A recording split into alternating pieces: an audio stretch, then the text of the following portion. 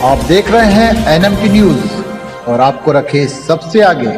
विकास का विमान उड़ा तब मैं उसका पायलट था। महायुति में दरार की अटकलों के बीच बोले एकनाथ शिंदे।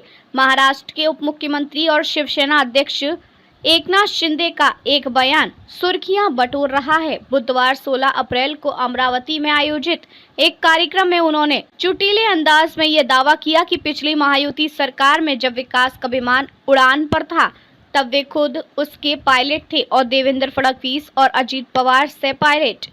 यह बयान उन्होंने अमरावती शहर में एक नवनिर्मित हवाई अड्डे और वाणिज्यिक उड़ान सेवा के उद्घाटन समारोह के दौरान दिया।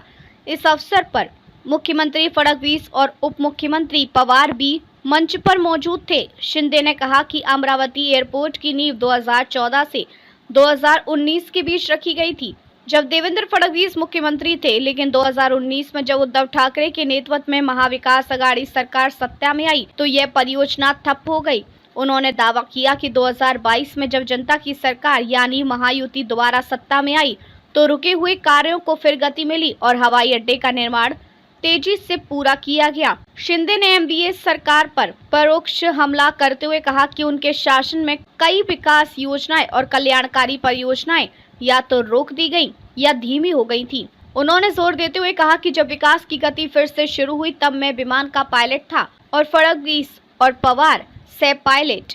अब पायलट फडणवीस हैं और हम दोनों से पायलट की भूमिका निभा रहे हैं। हालांकि पायलट बदले हैं लेकिन विमान वही है और उड़ान की दिशा भी वही है। गौरतलब है कि महाराष्ट्र की मौजूदा महायुति सरकार में भारतीय जनता पार्टी, एकनाथ शिंदे नीत शिवसेना और अजीत पवार नीत राष्ट्रवादी कांग्रेस पार्टी शामिल है। वहीं विपक्षी महाविकास अघाड़ी में उद्धव ठाकरे की शिवसेना, शरद पवार की राष्ट्रवादी कांग्रेस पार्टी और कांग्रेस है।